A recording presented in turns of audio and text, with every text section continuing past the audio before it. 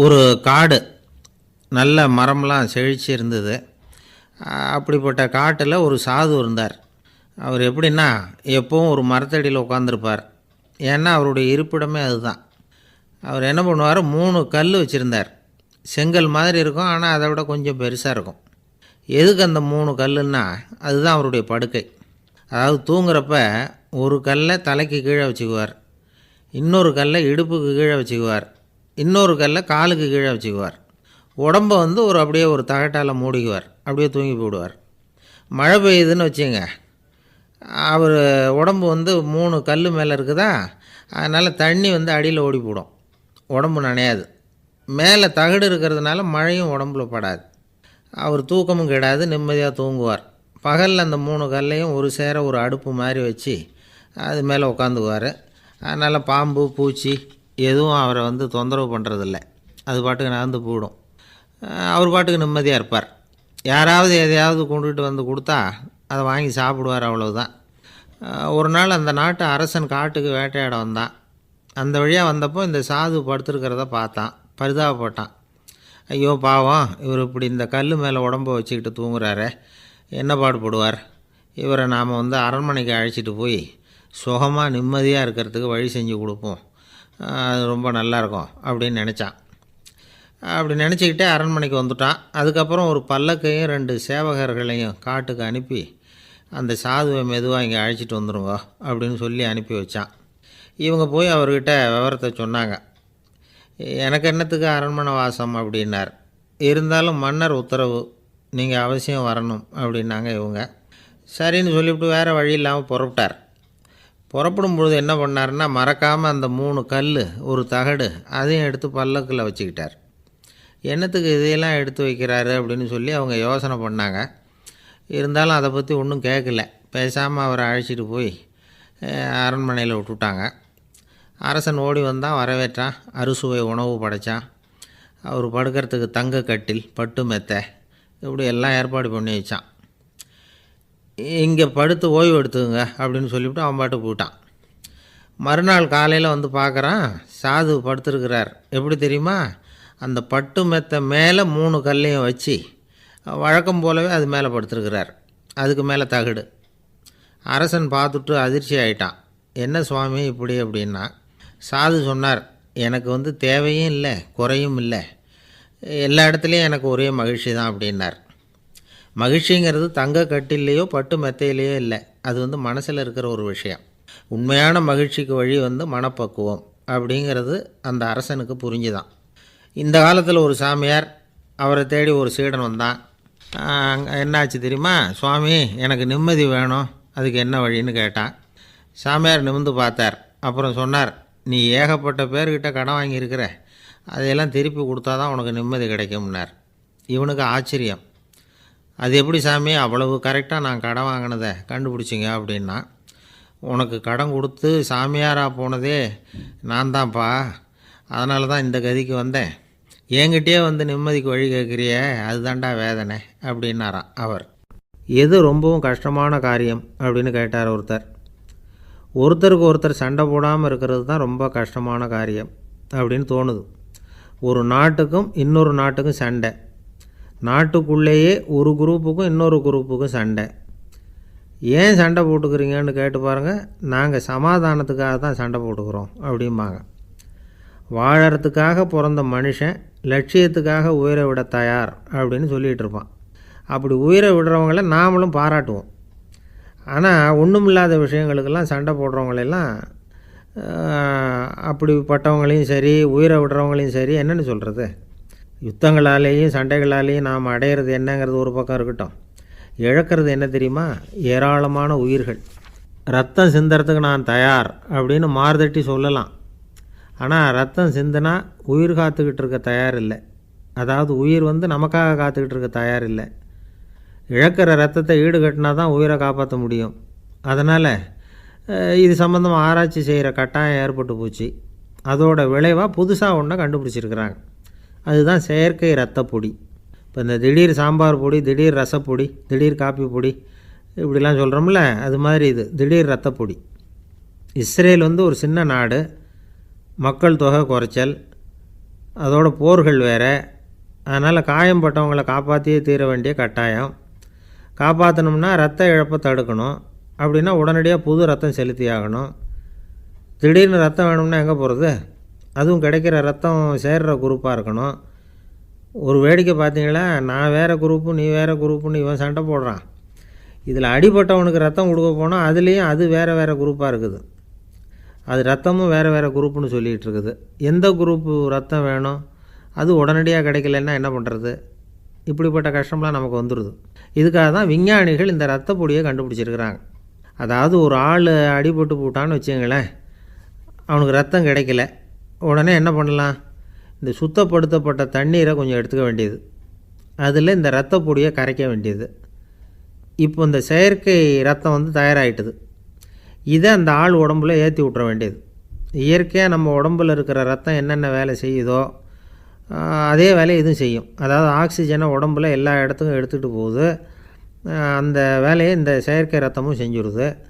ஆனால் ஒரு விஷயம், இந்த செயற்கை ரத்தம் ஒரு அவசரத்துக்கு தான் உபயோகப்படுத்தலாம், ஒரு முதல் உதவி மாதிரி.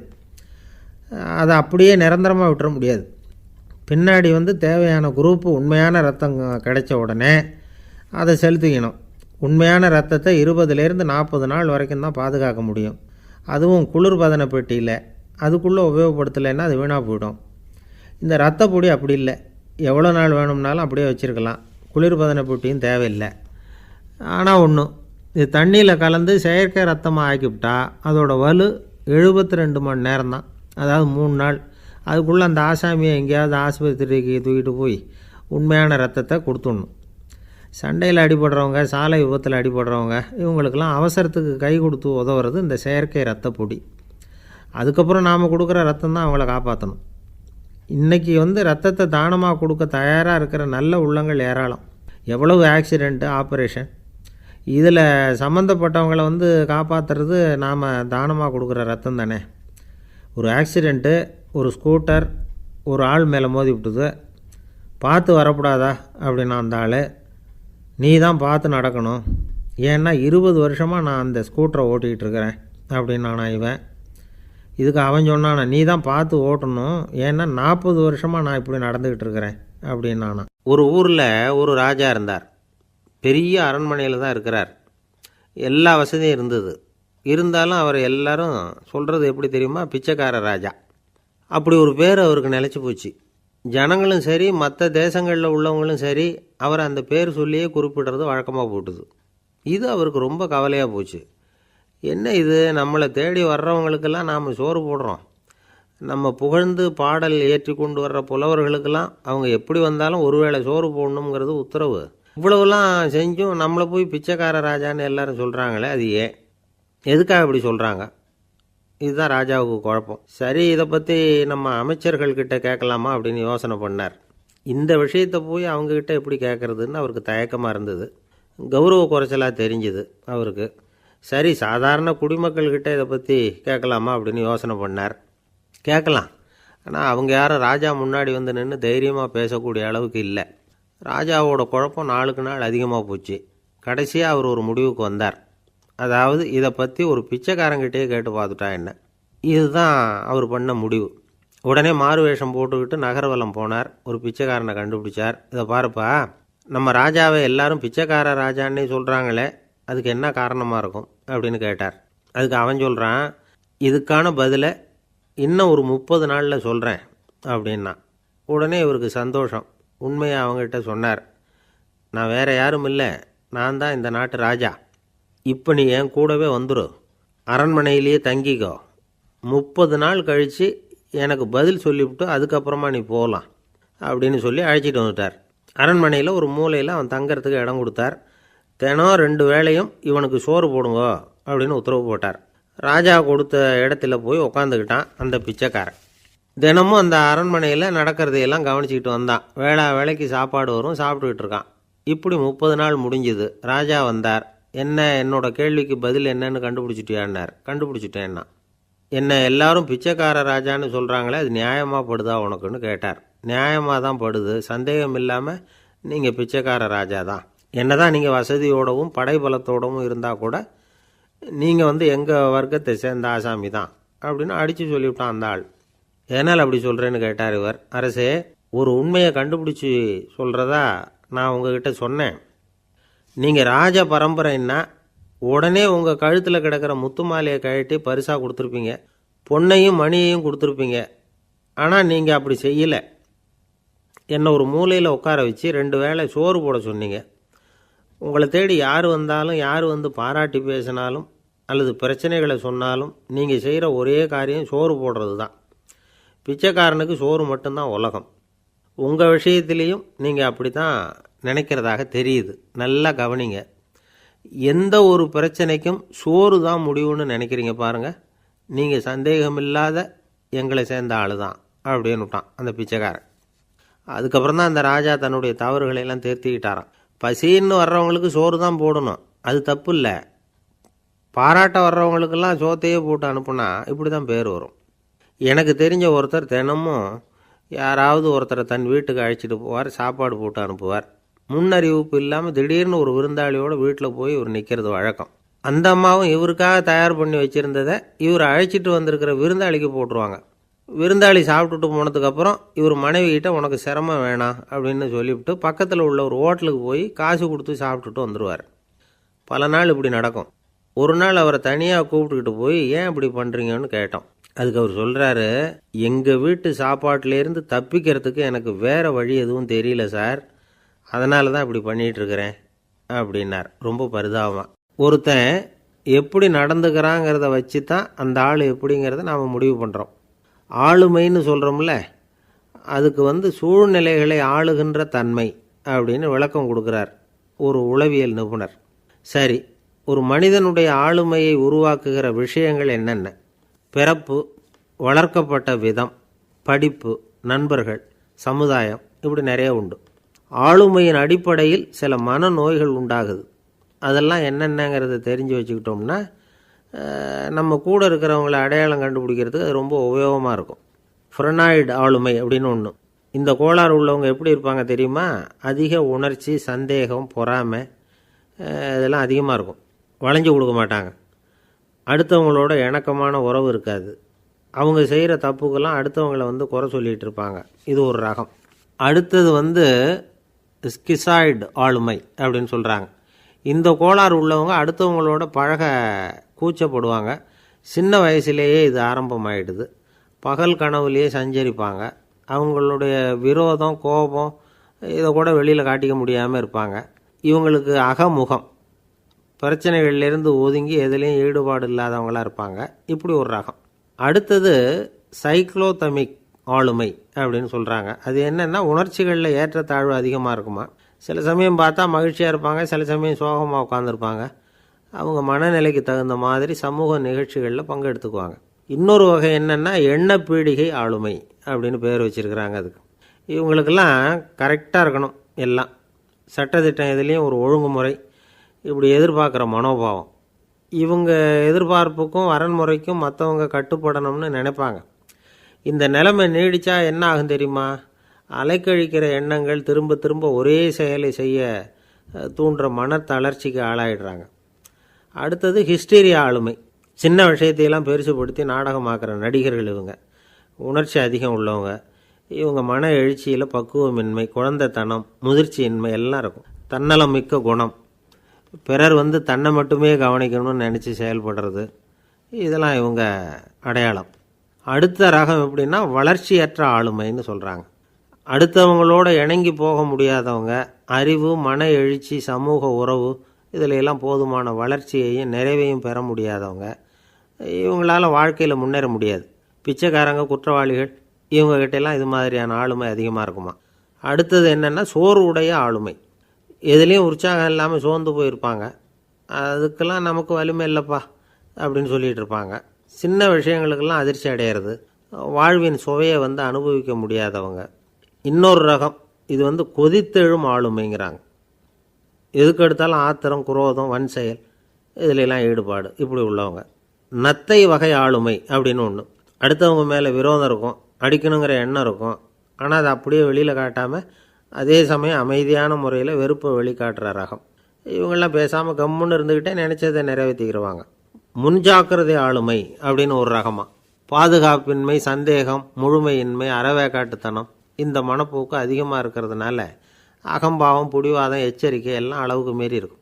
இதுவரைக்கும் நாம் பேசிக்கிட்டு இருந்த ஆளுமை பண்புகள் அளவுக்கு அதிகமாக போயிட்டுதுன்னா ஆளுமை கோளாறுகள் ஏற்படும். அதன் அடிப்படையில் மனவியாதிகள் வருமா. அதனால் இணக்கமான எல்லாரும் விரும்புகிற இயல்பான ஆளுமையை பெறுவதற்கு நாம் முயற்சி செய்யணும் அப்படிங்கிறது மனோதத்துவ நிபுணர்களுடைய ஆலோசனை. ஒருத்தர் ஒரு மனோதத்துவ டாக்டரை தேடிட்டு வந்தாராம். டாக்டர், எனக்கு மனசில் ஏதோ வியாதி, ஆளுமை கோளாறு, அதாவது எனக்கு சீக்கிரமாக செத்து போனால் தேவையில்லைன்னு தோணுது அப்படின்னாராம். உடனே அந்த டாக்டர், சரி அப்படின்னா இங்கேயே இருங்க, நான் வைத்தியம் பார்க்குறேன் அப்படின்னாராம். ஆஃபீஸு முடிஞ்சு வீட்டுக்கு போகிற சமயத்தில் ஒருத்தர் கடைக்கு போய் ஸ்வீட் வாங்கினார். சரி, வீட்டுக்கு பிள்ளைங்களுக்கு தான் வாங்கிட்டு போகிறார் அப்படின்னு மற்றவங்க நினச்சாங்க. அவர் அப்படி செய்யலை. அந்த இடத்துலையே பொட்டலத்தை பிரித்தார். திருட மாதிரி அப்படியே சுற்றி ஒரு தரம் பார்த்துக்கிட்டார். யாரும் தெரிஞ்சவங்க இல்லைங்கிறத முடிவு பண்ணிவிட்டு அவசரமாக அதை அப்படியே போட்டு முழுகிவிட்டு கையை தொடச்சிக்கிட்டு நல்ல பிள்ளை மாதிரி நடந்து போக ஆரம்பிச்சிட்டார்.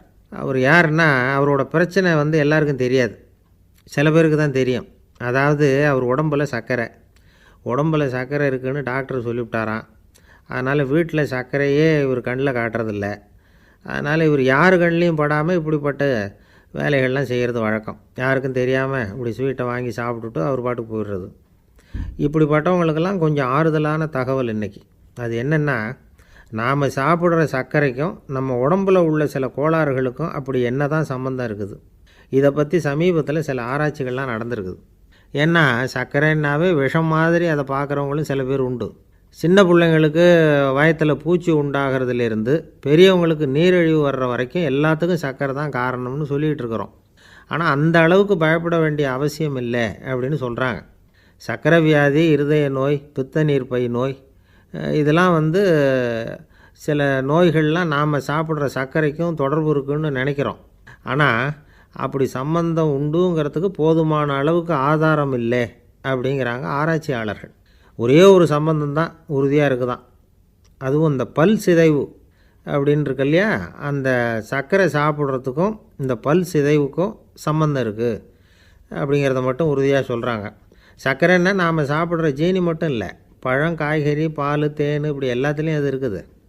கேரட்டு கொடுக்குற சத்தில் 88% சர்க்கரை, ஆப்பிள் கொடுக்குற சக்தியில் 95% சர்க்கரை.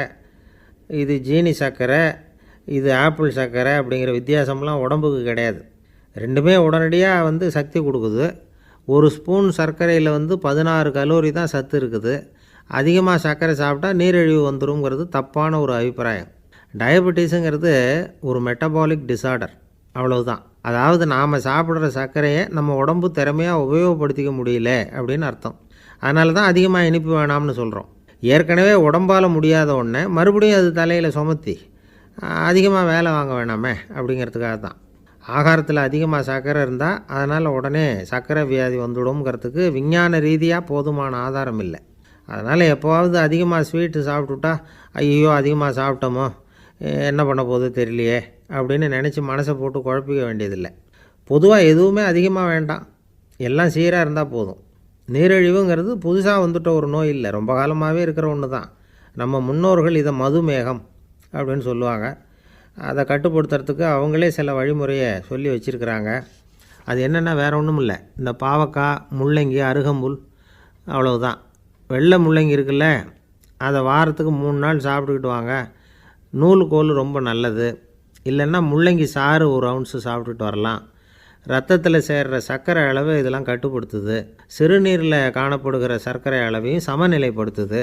தினமும் ஆகாரத்தில் கோதுமை, கேழ்வரகு, வெந்தயம், கருவேப்பிலை, சோயாபீன்ஸ் எது கிடைக்குதோ சேர்த்துக்கலாம். இப்படிலாம் செஞ்சுக்கிட்டு வந்தால் அப்புறம் வீட்டுக்கு தெரியாமல் கடையில் போய் நின்றுக்கிட்டு ஸ்வீட் வாங்கி திருட்டுத்தனமாக சாப்பிட வேண்டிய அவசியமே உங்களுக்கு வராது. 2 ஆசாமிகள் கடற்கரையில் உட்காந்து சாவகாசமாக பேசிக்கிட்டு இருந்தாங்களாம். ஒருத்தர் சொன்னார், இன்னொருத்தருக்கு தெரியாமல் ஸ்வீட்டு சாப்பிட்றதே எப்பவும் இடைஞ்சல் தான் சார். நேற்றுக்கு பாருங்கள், அப்படி தான் சாப்பிட்டுக்கிட்டு இருந்தேன், வீட்டுக்காரி கண்ணில் போட்டுவிட்டுது, அதுக்கப்புறம் ஒரே ரகலையாக போச்சு அப்படின்னாராம். எனக்கு கூட அப்படி தான் சார் ஆகிட்டுது, ஒரே ரகலை அப்படின்னாராம் இன்னொருத்தர். நீங்கள் சாப்பிட்டதும் உங்கள் வீட்டுக்காரங்க கண்ணில் போட்டுவிட்டுதா சார் அப்படின்னு கேட்டிருக்கார் இவர். அதுக்கு அவர் சொன்னாராம், அப்படி இல்லை சார், கடைக்காரர் கண்ணில் போட்டுட்டுதோ நான் அவருக்கு தெரியாமல் அந்த ஸ்வீட்டை அவர் கடையிலேருந்து எடுத்திருந்தேன் அப்படின்னு விளக்கம் கொடுத்தாராம் இந்த ஆள். ஒருத்தர் முகத்தை தொங்க போட்டுக்கிட்டு ஒரு மாதிரியாக வந்தார். என்ன விஷயம்னு விசாரித்தேன். என்னுடைய நண்பன் ஒருத்தங்கிட்ட கருத்து வேறுபாடு, இனிமேல் நமக்குள்ளே எந்த சம்மந்தமும் வேணாம்னு நட்பை முறிச்சிட்டு வந்துட்டேன்னா. நண்பர்கள்னு இருந்தால் கருத்து வேறுபாடு வரத்தான் செய்யும்னு. கருத்து வேறுபாடு வராமல் இருக்கிறதுக்கு ஏதாவது வழி உண்டா அப்படின்னு கேட்டாங்க. அதை பற்றி நிபுணர்கள் சில யோசனைகளை சொல்லியிருக்கிறாங்கன்னு. முதல் விஷயம் என்னென்னா, உங்கள் நண்பனுக்கு ஒரு செய்தி சொல்லணும்னா அதை நீங்களே நேரடியாக சொல்லுங்கள், அல்லது உங்கள் கைப்பட கடிதம் எழுதுங்க. அதாவது நேரடி தொடர்பு முக்கியம். அதை விட்டுட்டு இன்னொருத்தர் மூலமாக நண்பர்களுக்கு செய்தி அனுப்புனா நீங்கள் சொல்கிற செய்தி அப்படியே போய் சேராது, அது சேதமாயிடும். கூட்டி குறைச்சி சொல்லிவிடுவாங்க, அது குழப்பத்தில் கொண்டாந்து விட்டுரும். இது ஒரு யோசனை. ரெண்டாவது யோசனை என்னென்னா, நீங்கள் ஒரு நல்ல காரியத்தை செய்யும் பொழுது உங்கள் நண்பரையும் சேர்த்துக்குங்க, அவருக்கும் அதில் ஒரு ஈடுபாட்டை உருவாக்குங்க. மூணாவது யோசனை, நம்ம பக்கத்தில் இருக்கிற நண்பர் மகிழ்ச்சி அடைகிற மாதிரி ஏதாவது செய்யணும். சின்ன சின்ன செயல்களாக இருந்தாலும் பரவாயில்ல, அவர் நமக்கு எதுவும் செய்யலையே, நாம் எதுக்கு செய்யணும் அப்படின்னு நினச்சிக்கிட்டு இருக்கக்கூடாது.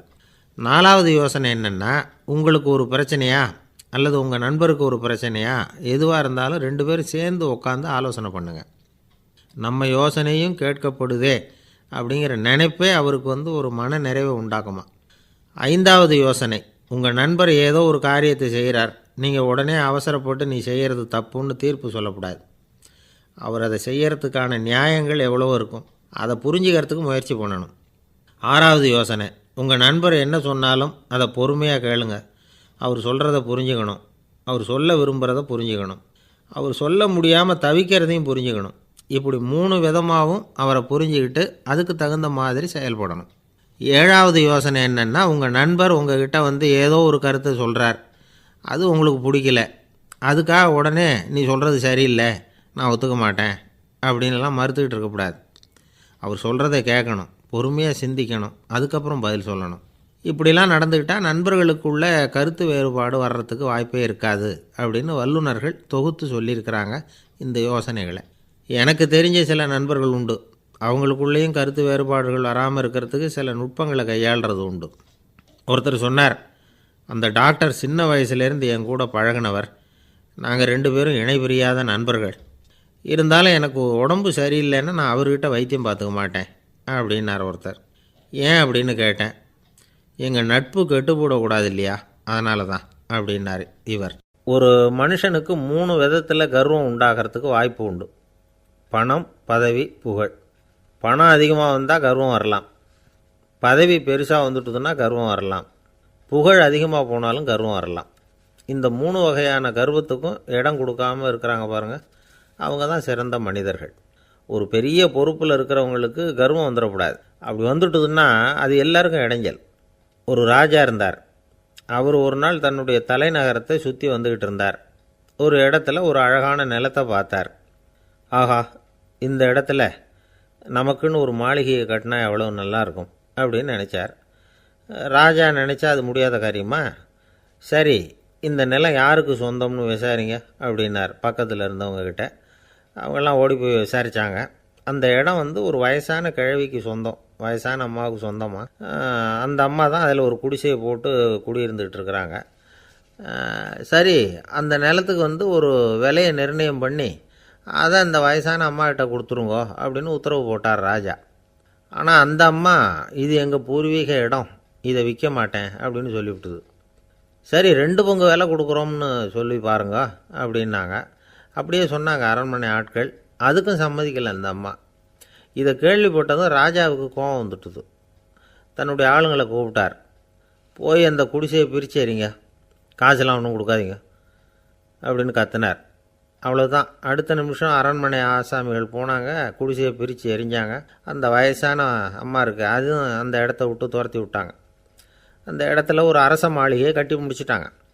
அந்த வயசான அம்மா பாவம், ராஜாவே இப்படி பண்ணால் யார்கிட்ட போய் முறையிட முடியும்? ஒரு ஞானி இருந்தார், அவர்கிட்ட போய் சொன்னாங்க. அவர் இவங்க சொன்னதை கேட்டு மனசில் வச்சுக்கிட்டார். ஒரு நாள் அந்த ராஜாவே இந்த ஞானியை கூப்பிட்டார். புதுசாக ஒரு மாளிகை கட்டியிருக்கிறேன், வந்து பாருங்கன்னு. சரின்னு சொல்லி இந்த பெரியவர் ஒரு நாள் அந்த மாளிகைக்கு போனார். சும்மா போகல, ஒரு கழுதையையும் ஓட்டிகிட்டு போனார். கொஞ்சம் சாக்குகள், வெத்து சாக்கு, அதையும் எடுத்து கழுதை முதுகில் போட்டு கழுதையை ஓட்டிகிட்டு போகிறார். ராஜா பார்த்தார். அவருக்கு இது ஆச்சரியமாக இருந்தது. என்ன இது, மாளிகைக்கு வந்துட்டு போங்கன்னு கூப்பிட்டா கழுதை சாக்கு இதெல்லாம் கொண்டு வராரே, ஒன்றும் புரியலையேன்னு நினச்சார். எதுக்காக இதெல்லாம்னு கேட்டார். அரசருடைய தோட்டத்திலேருந்து கொஞ்சம் மண் எடுத்துகிட்டு போகிறதுக்கு ஆசைப்பட்றேன், அதுக்கு நீங்கள் அனுமதி கொடுக்கணும் அப்படின்னாரு இவர்.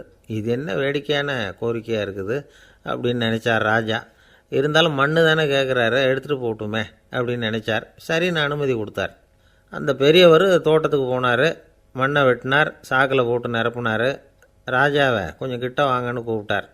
இந்த மண் மூட்டையை தூக்கி கழுதையோட முதுகில் வைக்கணும், கொஞ்சம் உதவி பண்ணுங்கன்னார். ஓ பண்ணுறேனே அப்படின்னு சொல்லி ராஜா கிட்ட போனார். மூட்டையை தூக்கி பார்க்குறாரு, முடியல, திணறி போயிட்டார். இப்போ அந்த ஞானி பேசினாராம். அரசே, இந்த ஒரு சாக்கு மண்ணையே உங்களால் தூக்க முடியல, அந்த கிழவிகிட்ட இருந்து அந்த அக்கிரமமாக அபகரித்த இந்த தோட்டம் பூராவையும் சுமக்கணும்னு ஆசைப்படுறீங்களே, அது உங்களால் முடியுமா அப்படின்னு கேட்டாராம். ராஜா யோசனை பண்ண ஆரம்பித்தார். தன்னுடைய செயலுக்காக வருத்தப்பட்டாராம். அந்த வயசான அம்மாவை உடனடியாக வரவழைச்சார். தாயே, தப்பு பண்ணிட்டேன், என்னை மன்னிச்சுக்குங்க, இன்னையிலேருந்து இந்த மாளிகையும் தோட்டமும் உங்களுக்கு தான் சொந்தம் அப்படின்னு சொல்லிவிட்டாராம். போகிறப்ப இந்த உலகத்திலேருந்து எண்ணத்தை எடுத்துகிட்டு போக போகிறோம், அதனால் ரொம்பவும் அலட்டிக்க வேண்டியதில்லை, கர்வப்பட வேண்டியதில்லை அப்படிங்கிறது ஒரு பெரிய உபதேசம். ஒரு பெரிய மனுஷன் சாக கிடந்தார், ரொம்பவும் அழுதார். ஏன் அழறீங்க அப்படின்னு கேட்டாங்க சுற்றி இருந்தவங்க. நான் சாகிறதுக்காக கவலைப்படலை, நான் நம்ம ஜனங்களுக்காக எவ்வளவோ காரியம்லாம் செஞ்சுக்கிட்டு வந்தேன். நான் செஞ்சுக்கிட்டு வந்த சேவையை இனிமேல் யார் செய்ய போகிறாங்க, அது யாரால் முடியும், அதை நினச்சி தான் அழறேன் அப்படின்னாராம். ஒருத்தர் முன்னாடி வந்தார். அதுக்காக நீங்கள் கவலைப்படாதீங்க, உங்கள் சேவையை தொடர்ந்து செய்கிறதுக்கு என்ன மாதிரி இளைஞர் பட்டாலும் தயாராக இருக்குது, இருந்தாலும் எங்கள் கவலை என்னென்னா அப்படின்னு இழுத்தார். என்ன சொல்லுங்கன்னு கேட்டார் அவர். நீங்கள் இது வரைக்கும் என்ன சேவை செஞ்சுக்கிட்டு வந்தீங்க, அதுதான் எங்களுக்கு இன்னமும் புரியாத புதிராக இருக்குது அப்படின்னாராம் அவர். இந்த காலத்து புள்ள ஒருத்தன் தன்னோட அப்பாவை பார்த்து சொன்னான், அப்பா, நான் உனக்கு உதவி செய்யலாம்னு நினைக்கிறேன், என்ன உதவி செய்யணும்னு சொல்லு அப்படின்னா. நீ சும்மா இருந்தால் அதுவே எனக்கு செய்கிற பெரிய உதவிடா அப்படின்னார் அப்பா. சும்மா இருக்கிறதும் ஒரு உதவி தான், அது மாதிரி மௌனமும் ஒரு சமூக சேவை தான் அப்படிங்கிறார் காஞ்சி பெரியவர். நமக்கு 5 புலன்கள் இருக்குது, மெய், வாய், கண், மூக்கு, செவி. இந்த 5லேயும் அதிகப்படியான வேலை எதுக்குன்னு நினைக்கிறீங்க? வாய்க்கு தான். ஏன்னா அதுக்கு 2 வேலை. இப்போ கண்ணுக்கு பார்க்குறது மட்டும்தான் வேலை, காதுக்கு கேட்குறது மட்டும்தான் வேலை, மூக்குக்கு வாசனை அறியறது தான் வேலை, உடம்புக்கு உணர்றது மட்டும்தான் வேலை. ஆனால் வாய் அப்படி இல்லை, அதுக்கு 2 வேலை, சாப்பிட்றதும் அதுதான், பேசுகிறதும் அதுதான். அதாவது வாய் ஒன்று தான் கர்மேந்திரியமாகவும் இருக்குது, ஞானேந்திரியமாகவும் இருக்குது அப்படின்னு சொல்லுவாங்க. சாப்பாட்டில் உட்காந்தா எந்தெந்த ஆகாரம் என்னென்ன ருசின்னு அறிவிக்கிற வேலையும் செய்யுது. சபையில் உட்காந்தா பாடுறது, பேசுறது, சிரிக்கிறது, இது மாதிரியான வேலையும் செய்யுது. இன்னொரு வித்தியாசம், கண்ணு, காது, மூக்கெல்லாம் ஸ்ட்ரெயின் பண்ணிக்கிட்டு வேலை செய்கிறதில்ல. ஒரு ரோஜா பூ பார்த்தா உடனே மூக்கு அப்படியும் இப்படியும் அசைய ஆரம்பிக்கிறதில்ல. ஒரு சங்கீதத்தை கேட்ட உடனே காது ஆட ஆரம்பிக்காது. ஆனால் வாய் அப்படி இல்லை, அது பேசினாலும் சரி சாப்பிட்டாலும் சரி அசைஞ்சு தான் ஆகணும். ஆக மற்றதை விட வாய்க்கு வேலை ஜாஸ்தின்னு தெரியுது. சாப்பிட்றது, பேசுறது அப்படின்னு 2 காரியம் அதுக்கு. இப்படி 2 காரியம் இருக்கிறதுனால அது 2ஐயும் பாதியாக குறைச்சிக்கணுங்கிறது கடவுள் அபிப்பிராயமாக இருக்கணும் அப்படிங்கிறார் காஞ்சி பெரியவர். ஆனால் இப்போ நாம் அப்படியே நடந்துக்கிறோம், அதுக்கு நேர்மாறாக நடந்துக்கிறோம். நாம் சாப்பிட்றதும் அதிகம், பேசுகிறதும் அதிகம், 2 வேலையையும் தேவைக்கு அதிகமாகவே செய்கிறோம். வாய் தான் ரொம்ப ஓவர் ஒர்க்குடு. அதுக்கு ஓய்வு கொடுத்தா உடம்பும் நல்லாயிருக்கும், உலகமும் நல்லாயிருக்கும். மௌன விரதம் இருக்கிறதெல்லாம் எதுக்காக நினைக்கிறீங்க? இதுக்காக தான். இந்த காலத்தில் மௌனமாக இருக்கிறவங்கெல்லாம் மகத்தான தொண்டு செய்கிறாங்க அப்படின்னு தான் சொல்லணும். சத்தம் அதிகமாக போய் தான் சவுண்டு பொல்யூஷன் வருது. அது மட்டும் இல்லை, மௌனமாக இருந்தால் சண்டை சச்சரவே வராது. மௌனம் கலக நாஸ்தி. ஆக இதுவும் ஒரு சமூக சேவை தான். நமக்கு தான் வாய் இருக்குதேங்கிறதுக்காக வசமாக சாப்பிட்றதும் தப்பு, வளவளன்னு பேசுகிறதும் தப்பு. ஒரு கருத்தை சொல்கிறதுக்கு ஒரே ஒரு சொல்லு போதும் அப்படின்னு இருக்கும்பொழுது 2 சொற்களை செலவு பண்ணாதே. எவ்வளவு சொன்னாலும் அதனால் ஒரு பயனும் விளையாது அப்படின்னு தெரிய வருமேயானால் அந்த ஒரு சொல்லையும் விரயம் பண்ணாதே அப்படிங்கிறார் ஒரு அறிஞர். எல்லா குணங்கள்லேயும் மௌனம்தான் சிறந்தது அப்படிங்கிறார் ஒருத்தர். மௌனமாக இருக்கிறது மூலமாக மற்றவர்கள் குறைகளை நம்மால் தெரிஞ்சிக்க முடியும். அதே சமயத்தில் நம்மக்கிட்ட இருக்கிற குறைகளை மற்றவங்களுக்கு தெரியாமல் மறைச்சிக்கவும் முடியுங்கிறார் அவர். உண்மைதானே? ஒரு பெரிய மேடை பேச்சாளர், பொது வாழ்க்கையில் 25 வருஷ காலமாக ஈடுபட்டிருக்கிறவர். அவர் மனைவி ஒரு நாள் சொன்னாங்க, எங்கள் வீட்டுக்காரர் 25 வருஷ காலமாக பொது வாழ்வில் ஈடுபட்டிருந்தா கூட இந்த மாதம் 10ஆம் தேதியிலேருந்து தான் மக்களுக்கு சேவை செய்ய ஆரம்பிச்சிருக்கார் அப்படின்னு நாங்கள் ரொம்ப பெருமையாக. 10ஆம் தேதிக்கு அப்படி என்ன விசேஷம் அப்படின்னு கேட்டோம். அன்னையிலேருந்து தான் அவர் மேடையில் பேசுகிறத நிறுத்தினார் அப்படின்னாங்க அந்த அம்மா. ஒரு நண்பர் அவசரமாக என்கிட்ட ஓடி வந்தார். அப்புறம் சொன்னார், என்னால் நம்பவே முடியல சார், என் பையனை அப்படி அப்படின்னு சொல்லி ஆச்சரியப்பட்டார். உங்கள் பையன் அப்படி என்ன தான் செஞ்சுட்டான் அப்படின்னு கேட்டேன். என்னால் முடியாத ஒரு காரியத்தை அவன் செஞ்சுட்டான் சார் அப்படின்னார். அது என்னன்னு தான் சொல்லுங்களேன். என்ன 5ஆவது வகுப்பில் அவன் ஒரே தடவையில் தேறிட்டான் சார், அதாவது ஒரே அட்டம்ப்டில் பாஸ் ஆகிருக்கான் அப்படின்னார் மூச்சு வாங்க. கஷ்டப்பட்டு பரீட்சை எழுதுனது அவன், இவருக்கு ஏன் மூச்சு வாங்குது? நம்மால் செய்ய முடியாத ஒரு காரியத்தை இன்னொருத்தர் செய்யும் பொழுது அது நமக்கு ஆச்சரியமாக இருக்குது. சர்க்கஸ் பார்க்குறோம், ஒருத்தர் அந்த இடத்துல தொங்குறார், அது நமக்கு ஆச்சரியம். ஏன்னா அது நம்மால் முடியாத காரியம். நம்மால் முடியாத ஒன்றை அடுத்தவர் எளிதாக செய்யும் பொழுது நாம் மருள்வது இயற்கை. இதை தான் தொல்காப்பியம் மருட்கை அப்படின்னு சொல்லுது.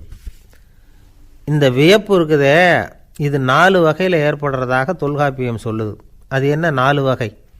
முதல் வகை எப்படின்னா புதுமையான அரிய செயல்களை செய்கிறது. 2வது வகை என்னென்னா பெரும் செயல்களை செய்கிறது. 3வது வகை என்னென்னா மிக நுட்பமான செயல்களை செய்கிறது. 4வது வகை என்னென்னா ஆக்கம் தரும் செயல்களை செய்கிறது. புதுமை, பெருமை, சிறுமை, ஆக்கமோடு மதினம் சாலா மருட்கை 4 அப்படிங்கிறது தொல்காப்பியம். இன்றைக்கி விஞ்ஞானம் புதுசு புதுசாக எதையோ கண்டுபிடிக்குது. ஆரம்பத்தில் அது ஆச்சரியமாக இருக்குது, அப்புறம் அது நமக்கு பழகி போடுது. வானொலி பெட்டி புதுசாக வந்தப்போ ஒரு பெட்டி பேசுதுங்கிறது எவ்வளோ பெரிய ஆச்சரியம். இப்போ யாரும் அதை ஆச்சரியமாக பார்க்குறதில்ல. மதினம் சாலா மருட்கை அப்படின்னு ஒரு சொற்றொடர் வருது பாருங்க, அதில் கருத்தாழம் உண்டு. எதை பற்றியும் போதுமான அளவு புரிந்து கொள்ளாத போது ஒருத்தர் ஆச்சரியப்படுறார். புரிந்து கொண்ட பிறகு ஆச்சரியம் மறைஞ்சு போடுது. மிக நுட்பமான செயல்களும் நம்ம ஆச்சரியப்பட வைக்கும். ஒரு அரிசியில் ஒரு திருக்குறள் எழுதி காட்டுறாங்க, ஒரு முட்டை ஓட்டுக்குள்ளே ஓவியம் தீட்டி காட்டுறாங்க. கருங்கல் சிற்பங்களில் எவ்வளவு நுட்பமான வேலைப்பாடுகளை எல்லாம் பார்த்து ஆச்சரியப்படுறோம். இது மாதிரி ஆக்கப்பூர்வமான அரிய செயல்களை செய்கிறது கூட வியப்பை உண்டு பண்ணும். குப்பை கூலங்களை கூட வாழ்க்கைக்கு பயன்படுகிற பொருளாக மாற்றுகிறவர்கள் இருக்காங்க. அவர்களுடைய செயல் வியப்பு அளிக்குது. இடைக்காட்டு சித்தர் பாடின 30 நூலில் வர்ற ஒரு பாடல், ஆற்றல் பிறர் அறிதலின் அகம் கிளர்வு உறுதலின் கற்று அறி பாணர் கழுமிய கோடலின் தோற்றம் உருகவே போற்றல் சால் வியப்பே. ஒருத்தருடைய ஆற்றல் தெரியாமல் இருந்தது, அவருடைய அரிய செயலை பார்க்கும் பொழுது வியப்பாக இருந்தது, மனசுக்குள்ளே கிளர்ச்சி. பாவலர்கள் இவர்களுடைய புகழை பாடி மற்றவர்களும் தெரிந்து கொள்ளுமாறு செய்கிறார்கள் அப்படிங்கிறது தான் ஒரு யதார்த்தமான உண்மை. ஆக எல்லா வகையிலும் மக்கள் தங்களுடைய வாழ்க்கையில் முன்னேறுவதற்கான வழிகாட்டுகிற ஒரு மெய்ப்பாடு தான் வியப்புங்கிறது. இந்த காலத்தில் நம்ம எப்படியெல்லாம் ஆச்சரியப்பட வைக்கிறாங்க. ஒரு ஆளை பிடிச்சி ஜெயிலில் கொண்டு வந்தாங்க. ஜெயில் அதிகாரி அவனை ரொம்ப ஆச்சரியமாக பார்த்தாரான். இவன் கேட்டான், ஏன் சார் அப்படி பார்க்குறீங்க, நான் இப்போ இங்கே வர்றது உங்களுக்கு ஆச்சரியமாக இருக்குதா அப்படின்னு கேட்டிருக்கான்.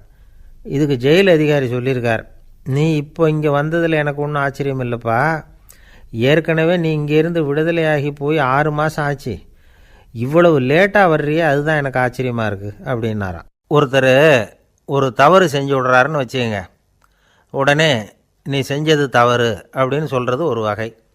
அதுக்கு பதிலாக எது சரின்னு அவர் புரிந்து கொள்ள உதவி செய்கிறது இன்னொரு வகை. இந்த 2வது வகை இருக்குது பாருங்கள், நிர்வாக இயலில் இது ரொம்ப முக்கியம். அலுவலகத்தில் வேலை பார்க்குற ஒருத்தர் முக்கியமாக தெரிஞ்சுக்க வேண்டியது என்ன தெரியுமா? சக ஊழியர்கள்கிட்ட எப்படி பழகணும், மேலதிகாரிகள்கிட்ட எப்படி பழகணும், தனக்கு கீழே வேலை செய்கிறவங்கக்கிட்ட எப்படி பழகணும், வாடிக்கையாளர்கள்கிட்ட எப்படி பழகணும், இவங்க எல்லார்கிட்டையும் செம்மையான உறவை ஏற்படுத்திக்கிறது எப்படி. இதையெல்லாம் சொல்லிக் கொடுக்குற பாடம் தான் இன்டர் பர்சனல் ஸ்கில், திறமையான உறவு அப்படிங்கிறது. எந்த வேலையில் இருந்தாலும் சரி, இந்த உறவுகளை வளர்க்கும் திறன் உள்ளவங்க சீக்கிரம் முன்னுக்கு வந்துடுறாங்க. மற்றவங்க கிட்ட உறவை பலப்படுத்திக்கிறது எப்படி அப்படின்னு தெரிஞ்சுக்கிட்டோம்னா எந்த ஒரு தடையையும் சுலபமாக தாண்டி செய்கிற தொழிலில் முன்னுக்கு வந்துடலாம். ஹார்வர்டு பல்கலைக்கழகத்தில் ஒரு கணக்கெடுப்பு பண்ணி பார்த்தாங்களாம். பார்க்குற வேலையில் எது மாதிரி குணாதிசயம் உள்ளவங்க வேகமாக முன்னுக்கு வர்றாங்க அப்படின்னு தெரிஞ்சுக்கிறதுக்காக இந்த கணக்கெடுப்பு. வெவ்வேறு துறையில் வேகமாக முன்னுக்கு வந்திருக்கிற பல பேரை சந்தித்து இந்த சர்வேயை நடத்தியிருக்கிறாங்க. அவங்க கண்டுபிடிச்சி சொல்லியிருக்கிற உண்மை என்ன தெரியுமா? ஒருத்தர் ஒரு வேலையில் இருந்தால் அது சம்பந்தப்பட்ட சப்ஜெக்ட் பற்றிய அறிவு 35% இருந்தால் போதுமா. ஆனால் உறவுகளை வளர்க்கக்கூடிய திறன், இன்டர் பர்சனல் ஸ்கில்லு 65% வேணும். இப்படி உள்ளவங்க சீக்கிரம் முன்னுக்கு வந்துடுறாங்களாம். அதனால் ஒருத்தருக்கு வேலை சரியாக புரியலைன்னா கூட விவரமாக மற்றவங்கக்கிட்ட பழகிறது எப்படின்னு புரிஞ்சால் போதும், அவர் முன்னுக்கு வந்துடலாம். அலுவலகங்களில் மட்டும் இல்லை, எல்லா இடங்கள்லேயும் இது ரொம்ப முக்கியம். வீட்டுக்குள்ளேயும் இது ரொம்ப முக்கியம், வீட்டுக்கு வெளியேயும் இது முக்கியம். அடுத்தவங்கக்கிட்ட பழகிறது எப்படிங்கிறத தெரிஞ்சிக்காதவன் வாழ்க்கையில் முன்னேற முடியாது. இன்றைக்கி ஆயுதங்களால் காயப்படுத்தி கொள்ளுகிறவர்களை விட வார்த்தைகளால் காயப்படுத்தி கொள்ளுகிறவர்கள் தான் அதிகம். பெரியவங்க என்ன சொல்கிறாங்க தெரியுமா? நீங்கள் இந்த பூமியில் பிறந்ததன் அர்த்தம் பூர்த்தியாகணும்னா அடுத்தவங்களுக்கு உதவி பண்ணுங்க. அடுத்தவங்களுக்கு உதவி செய்ய முடியாவிட்டால் கூட பரவாயில்லை, ஆனால் யாரையும் புண்படுத்தி விடாதீங்க அப்படின்னு சொல்கிறாங்க. எனக்கு தெரிஞ்ச ஒருத்தர் ஒரு அலுவலகத்தில் வேலை பார்க்குறார். அவர் சொல்லுவார், எனக்கு இந்த இன்டர் பர்சனல் ஸ்கில் ரொம்ப அதிகம் சார். சக ஊழியர்கள்கிட்ட ரொம்ப சுமூகமாக நடந்துக்குவேன். என் கூட வேலை பார்க்குற ஒருத்தருக்கு ஏதாவது ஒரு கஷ்டம்னா அந்த சமயத்தில் அவர் செய்ய வேண்டிய வேலையை நான் செஞ்சுருவேன் சார் அப்படிம்பார். நான் அவர்கிட்ட சமீபத்தில் அப்படி ஏதாவது செஞ்சுருக்கீங்களா அப்படின்னு கேட்டேன். செஞ்சுருக்கேன் சார். போன வாரம் புதன்கிழமை ஆஃபீஸில் என் பக்கத்து சீட்டுக்காரருக்கு வயிற்று வலி. உடனே நான் மெடிக்கல் லீவ் போட்டுவிட்டு எங்கள் வீட்டுக்கு போயிட்டேன் சார் அப்படின்னார். ஒரு அம்மா தெருவில் உட்காந்து என்னத்தையோ தேடிட்டு இருக்கிறாங்க. அந்த அம்மா ஒரு சுஃபி ஞானி. அவங்க பேர் என்னென்னா ரபியா அல் அடாவியா. அந்த அம்மாவுக்கு கண் கூட தெளிவாக தெரியாது. அந்த பக்கமாக வந்த சில பேர் இவங்களுக்கு உதவி செய்கிறதுக்காக வந்தாங்க. என்ன தேடிகிட்டு இருக்கிறீங்க அப்படின்னு கேட்டாங்க.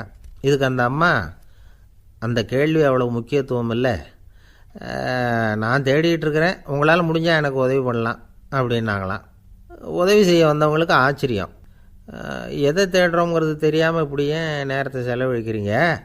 நாங்கள் எப்படி உங்களுக்கு உதவ முடியும்? எங்களுக்கு ஒன்றும் புரியலையே அப்படின்ட்டுருக்காங்க. சரி, உங்களை திருப்தி பண்ணுறதுக்காக சொல்கிறேன். ஒரு குண்டூசி தொலைஞ்சி போச்சு, அதை தேடுறேன் அப்படின்னாங்களாம் அந்த அம்மா. அதுக்கப்புறம் இவங்களும் சேர்ந்து தேட ஆரம்பிச்சிட்டாங்க. கொஞ்ச நேரம் ஆச்சு, ஒன்றும் கிடைக்கல. உதவி செய்ய வந்தவங்களும் அழுத்து போட்டாங்க. அப்புறம் கேட்டாங்க, இதை பாருங்கம்மா, இது ரொம்பவும் பெரிய தெரு, அகலமான தெரு. அதனால் குறிப்பாக நீங்கள் எந்த இடத்துல அந்த குண்டூசியை தொலைச்சிங்க அதை சொல்ல முடியுமான்னாங்களாம். இதுக்கு அந்த அம்மா, நீங்கள் மறுபடியும் அர்த்தமில்லாத கேள்வியை கேட்குறீங்க, உங்கள் கேள்விக்கும் நான் தேடுறதுக்கும் என்ன சம்மந்தம்னாங்களாம். இதை கேட்டதும் அவங்க ஒரு மாதிரி ஆகிட்டாங்க. என்னம்மா நீங்கள் பைத்தியம் மாதிரி பேசுகிறீங்க அப்படின்னாங்களாம். சரி, உங்களை மறுபடியும் திருப்திப்படுத்துறதுக்காக சொல்கிறேன். அதை நான் எங்கள் வீட்டில் தொலைச்சுட்டேன் அப்படின்னாங்களாம். அப்புறம் எதுக்காக இங்கே தேடிட்டு இருக்கிறீங்க அப்படின்னு கேட்டிருக்காங்க. ஏன்னா இங்கே தான் வெளிச்சம் அதிகமாக இருக்குது, அங்கே வீட்டுக்குள்ளே இருட்டாக இருக்குது, அதனால் இங்கே தேடுறேன். வெளிச்சம் உள்ள இடத்துல தானே தேட முடியும் அப்படின்னாங்களாம் அந்த ஞானி. இந்த கதைக்கு என்ன அர்த்தங்கிறத பெரியவங்க சொல்கிறாங்க. அதாவது இந்த தேடுதல்ங்கிறது ஒரு வியாதி. அது நம்ம சதா அலைய வைக்கும், பைத்தியமாக மாற்றுறதுக்கு முயற்சி பண்ணோம். ஒரு காலம் அது நிறைவு அடையவே அடையாது. வாழ்வுங்கிறது ஒரு புரிந்து கொள்ள முடியாத சதா இயங்கி கொண்டிருக்கிற ஒரு செயல். அதுக்கு ஆரம்பமும் இல்லை, முடிவும் கிடையாது. எதையோ தேடணும் அப்படிங்கிற உந்துதல் நமக்குள்ளே இருக்கும், ஆனால் குறிப்பாக எதை தேடிட்டு இருக்கிறோம் அப்படிங்கிறது புரியாது. அப்படி ஏதாவது ஒன்றை தேடி அடைஞ்சிட்றோம்னு வச்சுக்கோங்க, உடனே ஒரு அதிருப்தி வந்துடும். அதனால் வாழ்க்கைங்கிறது சலிப்பு நிறைந்தது அப்படிங்கிற எண்ணத்தை உண்டாக்கிக்கிறோம். ஒன்று அடைஞ்சதுக்கு அப்புறம் இன்னொன்று தேட ஆரம்பிச்சிருவோம். ஆக இந்த தேடல்ங்கிறது நாம் ஒன்று அடைஞ்சாலும் அடையாவிட்டாலும் தொடர்ந்து நடந்துக்கிட்டு தான் இருக்கும். இதுக்கு முடிவே கிடையாது. இந்த உண்மையை நாம் நல்லா புரிஞ்சுக்கணும் அப்படிங்கிறது பெரியவங்களுடைய கருத்து. ஏழையும் தேடுறான், பணக்காரனும் தேடுறான், நோயாளியும் தேடுறான், நோய் இல்லாதவனும் தேடுறான், அதிகாரம் உள்ளவனும் தேடுறான், அதிகாரம் இல்லாதவனும் தேடுறான், முட்டாளும் தேடுறான், அறிவாளியும் தேடுறான். ஆனால் யாரும் இதை தான் தேடி சாதிக்க போகிறோம், இதுதான் முடிவு அப்படின்னு திட்டவட்டமாக சொன்னதில்லை. ஒன்று அடைஞ்சதும் இன்னொன்று தேட ஆரம்பிச்சிடுறாங்க, அவ்வளோதான். அதாவது உங்களின் தேடுபவர் உங்கள் உள்ளேதான் இருக்கிறார், அவரை தேடி கண்டுபிடியுங்கள். இதுதான் ஞானிகள் நமக்கு சொல்லுகிற ஒரு ஆலோசனை. நம்மால் ஒருத்தன் ஜெயிலில் இருந்தான். இன்னொரு கைதி அவனை பார்த்து கேட்டான், ஏன்பா உன்னை பார்க்குறதுக்கு வெளியிலேருந்து யாருமே இங்கே வர்றது இல்லையே, உனக்கு சொந்தக்காரங்களே கிடையாதா அப்படின்னு கேட்டானா. ஏன் இல்லை, எனக்கு சொந்தக்காரங்க நிறைய பேர் உண்டு, அவங்க என்னை பார்க்க வராததுக்கு காரணம் வேற அப்படின்ட்டுருக்கான் இவன். என்ன காரணம்னு கேட்டான் அவன். அதுக்கு இவன் சொன்னானா, அதுக்கு என்ன காரணம்னா அவங்க எல்லாரும் இங்கே உள்ளேயே இருக்கிறாங்க அப்படின்னானா. ஒரு சீன தேசத்து அரசர் இருந்தார். அவருக்கு வயசாயிட்டுது. அவருக்கு அடுத்தபடியாக அவருடைய புள்ள பட்டத்துக்கு வரணும், ஆட்சி பொறுப்பை ஏற்றுக்கணும். ஒரு நல்ல தலைவனுக்கு இருக்க வேண்டிய பண்புகள்லாம் தன்னுடைய மகனுக்கு இருக்கணும்னு விரும்பினார் அந்த அரசர். அதனால் இளவரசனை பக்கத்தில் இருந்த ஒரு குரு கிட்ட அனுப்புனார். இளவரசன் அவர்கிட்ட போய் சேர்ந்தான். அந்த குரு என்ன பண்ணார் தெரியுமா, இவனை பார்த்து சொன்னார், இதை பாருப்பா, நீ என்ன பண்ணுற, இப்போவே பக்கத்தில் இருக்கிற காட்டுக்கு போ, நடுக்காட்டில் போய் ஒரு இடத்துல உட்காந்துக்கோ, அங்கே என்னென்ன சத்தம்லாம் உன் காதில் விழுதுன்னு கவனித்து கேளு, உன் காதில் விழுந்த ஓசைகள் என்னென்னங்கிறத என்கிட்ட வந்து சொல்லு, அதுதான் எனக்கு தெரியணும், உனக்கு வேலையும் அதுதான் அப்படின்னு சொல்லி அனுப்பி வச்சுட்டார். இளவரசன் காட்டுக்கு போனான். குரு சொன்னபடியே ஒரு இடத்துல உட்காந்து கவனித்து கேட்டான். அதுக்கப்புறம் குருக்கிட்ட திரும்பி வந்தான். என்னென்ன சத்தம்லாம் கேட்ட அப்படின்னு கேட்டார் குரு. குருவே, காட்டில் நான் பறவைகள் சத்தம்லாம் கேட்டேன், மிருகங்களின் ஓசையையும் கேட்டேன், இதை தவிர இடி மின்னல் மழை இதுகளோட சத்தத்தையும் கேட்டேன் அப்படின்னா. குரு யோசனை பண்ணார், நீ இன்னமும் சரியாக கேட்கல, அதனால் மறுபடியும் காட்டுக்கு போ, கொஞ்ச நாள் தங்கியிருந்து கேட்டுட்டு வா அப்படின்னார். இளவரசனுக்கு ஒன்றும் புரியல. இருந்தாலும் குருவின் கட்டளையாச்சே, மறுக்க முடியுமா? உடனே அவன் மறுபடியும் காட்டுக்கு போனான். ஒரு இடத்துல உட்காந்தான். கொஞ்ச நேரம் உன்னிப்பாக கவனித்து கேட்டான். சில நாள் கழித்து குருக்கிட்ட திரும்பி வந்தான். குருவே, இந்த தடவை சில துல்லியமான சத்தங்களை எல்லாம் கேட்டான். தேனீ பறக்கிற சத்தம், நீரோடையின் மெல்லிய ஓசை, இதெல்லாம் கேட்டேன்னா. குரு சிரித்தார். நீ மறுபடியும் காட்டுக்கு போ, இன்னும் சில நாள் அங்கே இரு, முழுமையாக கவனமாக கேட்டுக்கிட்டு வா அப்படின்னு சொல்லி அனுப்பி வச்சுட்டார். இளவரசனுக்கு குழப்பம் அதிகமாயிட்டுது. ஒன்றுமே புரியல. மறுபடியும் காட்டுக்கு போனான். மௌனமாக ஒரு இடத்துல உட்காந்துட்டான். அப்படியே தியானத்தில் ஆழ்ந்துட்டான். சில நாளில் அவனுக்கு இதுவரை கேட்காத ஓசைகள்லாம் கேட்க ஆரம்பிச்சிட்டுது. இதைத்தான் நான் கேட்கணும்னு என்னுடைய குரு எதிர்பார்த்துருக்கிறாருங்கிறத புரிஞ்சுக்கிட்டான். உடனே குருக்கிட்ட ஓடனான். குருவே, இந்த தடவை காதுகளுக்கு கேட்க முடியாத சில ஓசைகளை கூட என்னால் உணர முடிஞ்சுது. பூ மலருகிற ஓசை, சூரியனால் பூமி சூடாகிறப்போ எழுகிற ஓசை, காலை பனித்துளியை இந்த புல்லுலாம் குடிக்கிற ஓசை, இது எல்லாம் என்னால் நல்லா கேட்க முடிஞ்சுது அப்படின்னா. குருவுக்கு இப்போ தான் திருப்தி ஏற்பட்டு தான். இளவரசனை பார்த்து சொன்னார், இதை பாருப்பா, இப்போ தான் நாட்டை ஆளுகிற தகுதி உனக்கு வந்திருக்குது அப்படின்னு சொல்லி அதுக்கு விளக்கமும் கொடுத்தாராம். எந்த அரசன் தன்னுடைய மக்களின் இதயம் பேசுகிற மௌன மொழியை, மௌன வார்த்தைகளை கேட்குறானோ அவன்தான் ஆள தகுதி உள்ளவன். எந்த அரசன் தன்னுடைய மக்களின் உணர்ச்சிகளை உண்மையாக உணர்றானோ அவன்தான் முதன்மையான அரசன். போலி வார்த்தைகளை மட்டும் கேட்டுட்டு பல மௌன ராகங்களை காதில் வாங்கிக்காதவன் அரசனே இல்லை. எந்த நாட்டில் எப்போ ஒரு அரசன் தன்னுடைய மக்களின் உணர்ச்சிகளை கேட்க மறுக்கிறானோ அன்னையிலேருந்தே அந்த நாடு அழிய தொடங்குது அப்படின்னு அர்த்தம். இதுதான் அந்த குரு இளவரசனுக்கு போதித்தது. வாயால் பேசுகிறத மட்டும் கேட்டு ஏமாறக்கூடாது, உணர்ச்சிகளையும் கேட்குறதுல தான் மனப்பக்குவம் உண்டாகும். மக்கள் உணர்ச்சிகளை புரிந்து கொள்ளாத அரசர்கள் நீடிச்சிருக்க முடியாது. அது மாதிரி நாடுகளில் அடிக்கடி குழப்பம் தான் உண்டாகும். அப்படி இருந்தால் அடிக்கடி ஆட்சி மாறிக்கிட்டு இருக்கும். அப்படிப்பட்ட ஒரு தேசம், அங்கே ஒரு சிறைச்சாலையில் 3 கைதிகள் பேசிக்கிட்டு இருந்தாங்க. ஒருத்தன் சொன்னான், நான் இந்த நாட்டு ராஜாவை எதிர்த்து பேசிக்கிட்டு இருந்தேன், அதனால் என்னை பிடிச்சி கொண்டாந்து இங்கே போட்டுவிட்டாங்க அப்படின்னா ஒருத்தன். இன்னொருத்தன் சொன்னான், நான் இந்த நாட்டு ராஜாவை ஆதரித்து பேசிக்கிட்டு இருந்தேன், அதனால் என்னை பிடிச்சி கொண்டாந்து இங்கே தள்ளிவிட்டாங்க அப்படின்னா. அது சரி, நீ என்ன தப்பு பண்ண அப்படின்னு சொல்லி 3வது ஆளை பார்த்து இவங்க கேட்டாங்க. அதுக்கு அந்த ஆள் சொல்கிறான், நான் தான் இந்த நாட்டு ராஜா அப்படின்னானா. ஒரு ஆசாமி வேகமாக ஓடிக்கிட்டு இருந்தான். ஏன் இப்படி ஓடுறேன்னு கேட்டார் இன்னொருத்தர். அங்கே ஒரு ஆள் அடிபட்டு கிடக்கிறான், அதை பார்த்தேன், உடனே ஓடுறேன்னா. எங்கேன்னு கேட்டார். ஆஸ்பத்திரிக்குன்னா. ஒரு ஆள் அடிபட்டு கிடக்கிறத பார்த்தா உடனடியாக நாம் செய்ய வேண்டியது முதல் உதவி, அதுக்கப்புறம் தான் ஆஸ்பத்திரி. இன்றைக்கி விபத்துங்கிறது சர்வசாதாரணமாக நடந்துக்கிட்டு இருக்குது. வாகன விபத்து, வெடிகுண்டு விபத்து, தீ விபத்து, கட்டடம் சரியறது, பூகம்பம், இப்படி நிறைய நடக்குது. ஒரு விபத்தை பார்த்துட்டா நம்மளில் பல பேர் நமக்கு என்னத்துக்கு வம்புன்னு ஒதுங்கி போயிடுறதும் உண்டு. சில பேர் துணிஞ்சு கிட்ட போய் உதவி செய்கிறதும் உண்டு. அப்படி உதவி செய்ய நினைக்கிறவங்களுக்கு உபயோகப்படுற தகவல் இது. விபத்தில் காயமடைஞ்சவங்களை 3 பிரிவாக பிரிக்கலாமா. முதல் வகை கொஞ்சம் சீரியஸானது, உயிருக்கு உடனே ஆபத்து தரக்கூடியது. மூளை காயம், முகம், கழுத்து காயங்கள், இருதயம், நுரையீரல் காயங்கள், வயத்தில் உள்ளுறுப்பு காயங்கள், அதிகப்படியான இரத்தப்போக்கு, இதனால எல்லாம் பாதிக்கப்பட்டிருந்தால் அது முதல் வகை அப்படின்னு நாமளே மனசுக்குள்ளே முடிவு பண்ணிக்கணும். இவங்களுக்கெல்லாம் உடனடியாக முதல் உதவி கொடுக்கணும். தாமதப்படுத்தாமல் ஆஸ்பத்திரிக்கு கொண்டுகிட்டு போயிடணும். இப்படி கொஞ்சம் எச்சரிக்கையாக நடந்துக்கிட்டால் அவங்களில் பல பேரை காப்பாற்றி போடலாம்.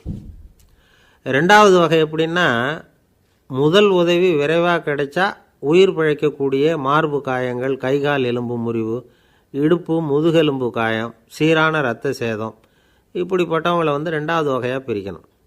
ஆபத்து இல்லாத சிராய்ப்புகள், சிறு காயங்கள், இரத்த உறைவுகள், இதனால் பாதிக்கப்படுறவங்க மூணாவது வகை.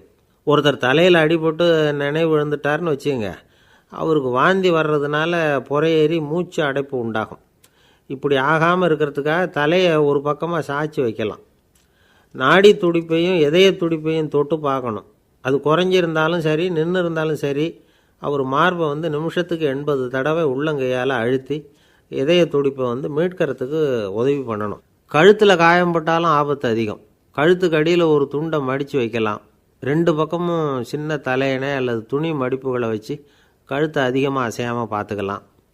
முதுகெலும்பு முறிஞ்சிருக்குமோ அப்படிங்கிற சந்தேகம் இருந்ததுன்னா அவரை அதிகமாக அசைய விடக்கூடாது. அதிகமாக அசைஞ்சால் தண்டு இடத்துல பாதிப்பு ஏற்பட்டு கைகால் விளங்காமல் போயிடும். அவரை ஒரு கனமான போர்வை இல்லைன்னா பாயில் படுக்க வச்சு 4 பேர் மெதுவாக தூக்கி மருத்துவ உதவிக்கு அனுப்பி வைக்கலாம். கையெலும்பு முறிஞ்சிருந்தால் முறிஞ்ச பாகத்தை உடம்போடு சேர்த்து அசையாமல் கட்டி போடலாம். கால் எலும்பு முறிஞ்சிருந்தால் மற்ற காலோடு சேர்த்து கட்டி போடலாம்.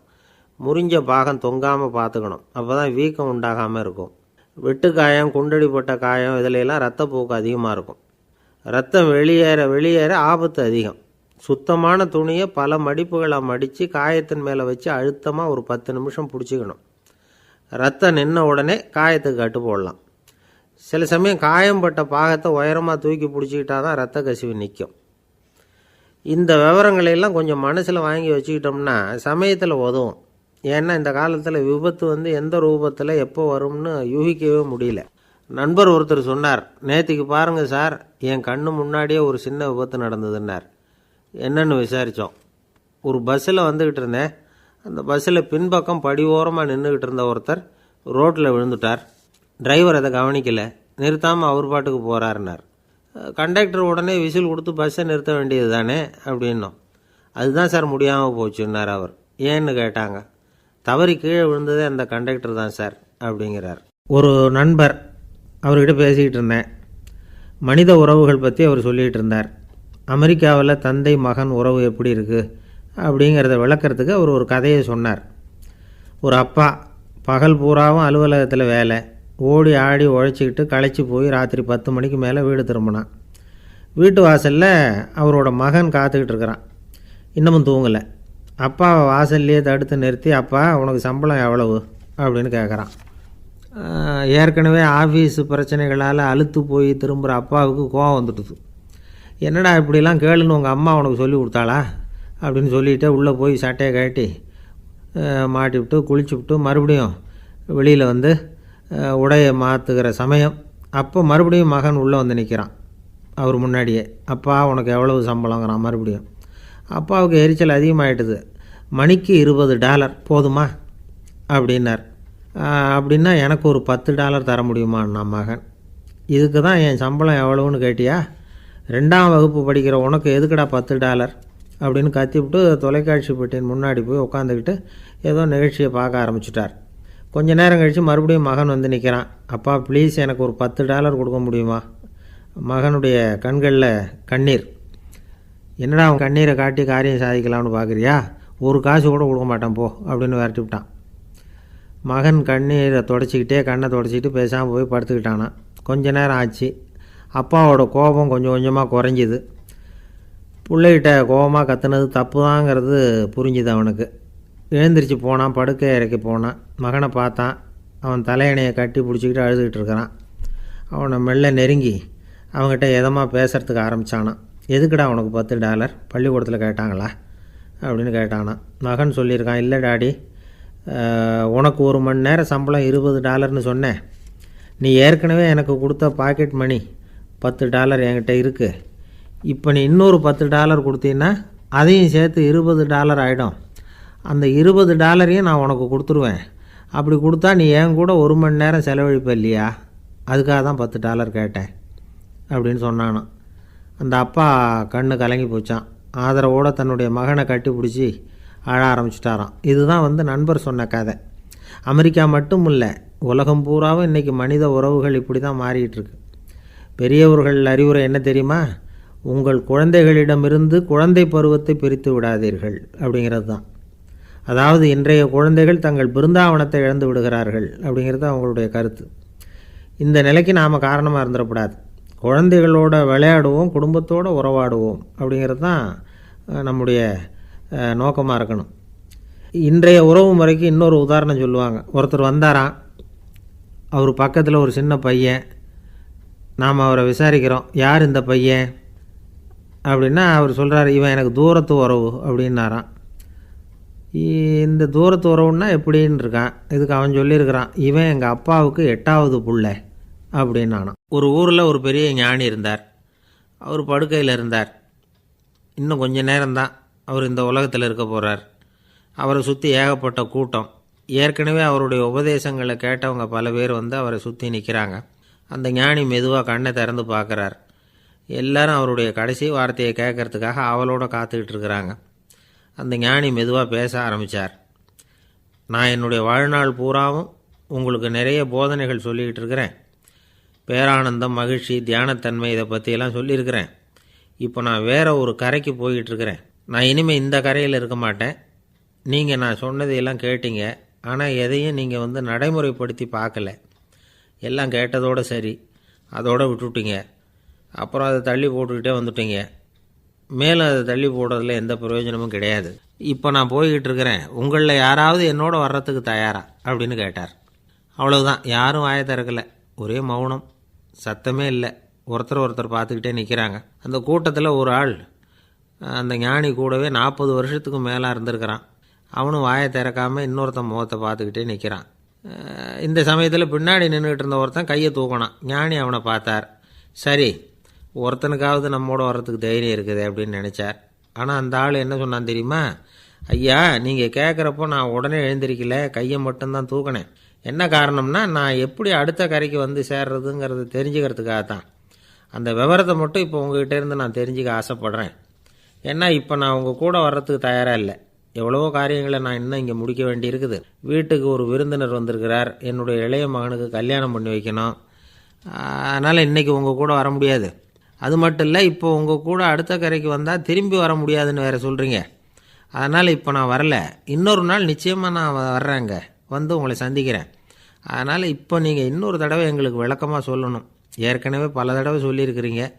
தயவு பண்ணி இப்போ ஒரு தடவை சொன்னீங்கன்னா சௌகரியமாக இருக்கும். அந்த அடுத்த கரையை அடையிறது எப்படி? இப்போ ஒரு தடவை அதை விளக்கமாக சொல்லிட்டிங்கன்னா நல்லா ஞாபகப்படுத்திக்குவேன். அது சரியான சமயம் வர்றப்போ இது எனக்கு உதவியாக இருக்கும் அப்படின்னு நானும். ஆனால் உண்மை என்ன தெரியுமா? அந்த சரியான சமயம் வரவே இல்லை அப்படிங்கிறது தான் உண்மை. இப்படி அந்த கதை முடியும். இந்த கதை அந்த ஒரு ஆளுக்கு மட்டும் இல்லை, கிட்டத்தட்ட எல்லாருக்குமே அது பொருந்தும் அப்படிங்கிறாங்க விவரம் தெரிஞ்சவங்க. எல்லாருமே அந்த சரியான தருணத்துக்காக தான் காத்துக்கிட்டு இருக்கிறாங்களாம். அதுக்காக ஜோசியம் பார்க்குறாங்க, கைரேகை பார்க்குறாங்க. நாளைக்கு என்ன நடக்குங்கிற ஆவலில் எல்லாரும் காத்துக்கிட்டு இருக்கிறாங்க. ஆனால் அந்த ஒரு நாள் ஒருபோதும் வரப்போகிறதில்ல. நீங்கள் தள்ளி போடுறதுக்காக பல அர்த்தமில்லாத காரணங்களை தேடுறீங்க அப்படிங்கிறார் ஒரு ஞானி. காத்திருக்கிறதுலேயே நம்ம காலம் ஓடி போயிடுது. ஏன்னா இன்றைக்கி நாம் சிந்திக்கிறது நாளைக்கு நாம் சிந்திக்கிறது இல்லை. ஒவ்வொரு நாளும் ஒவ்வொரு மாதிரி போயிடுது. நாளைக்கு மறுநாளை பற்றியே சிந்திக்கிறோம். இப்படியே அது பாட்டுக்கு போயிடும். கரையை தொட்டு பார்க்குறது எப்போ? இதுதான் கேள்வி. நமக்கு வேண்டியப்பட்ட ஒருத்தர் ஒரு ரயில்வே பிளாட்ஃபாரத்தில் நின்றுட்டு இருக்கிறார். அங்கே இருக்கிறவங்ககிட்ட கேட்குறாராம், விசாரிக்கிறார். ஏங்க கிழக்க போகிற ரயில் போயிட்டுதுங்களான்னாராம். போயிட்டுதுன்னு இருக்கிறாங்க. கொஞ்ச நேரம் கழித்து ஏங்க மேற்க போகிற ரயில் போயிட்டுதுங்களான்னு கேட்டிருக்காரு. போயிட்டுதுங்களான்ட்ருக்காங்க. அப்புறம் கொஞ்சம் நேரம் கழித்து மறுபடியும் ஏங்க 10:30 மணி வண்டி போட்டுதான்னு கேட்டிருக்கார். தொடர்ந்து காலையிலேருந்து சாயந்தரம் வரைக்கும் இப்படி ஒரே இடத்துல நின்றுட்டு கேட்டுக்கிட்டே இருக்கிறார். இதை பார்த்துக்கிட்டு இருந்த ஒருத்தர் அவர்கிட்ட வந்து, ஏங்க நீங்கள் எங்கே போகணும் அப்படின்னு கேட்டாராம். இவர் மெதுவாக சொன்னாராம், இந்த ரயில்வே லைனை தாண்டி அந்த பக்கம் போகணும் அப்படின்னாராம். நம்பிக்கை இல்லைன்னா இந்த உலகத்தில் நாம் நடமாடவே முடியாது. அவநம்பிக்கையோடு இருந்துக்கிட்டு இருந்தால் என்றைக்கும் அவஸ்தை தான். நாம் நம்புறது நடக்குதோ இல்லையோ அது வேறு விஷயம். ஆனால் எதையும் நம்பி தான் நாம் அடி வைக்க வேண்டியிருக்கு. வேறு ஒன்றும் வேணாம், ஒரு லாட்ரி சீட்டு வாங்குகிறோம், அது எங்கே நமக்கு விழப்போகுது அப்படிங்கிற அவநம்பிக்கையோடவா வாங்குகிறோம்?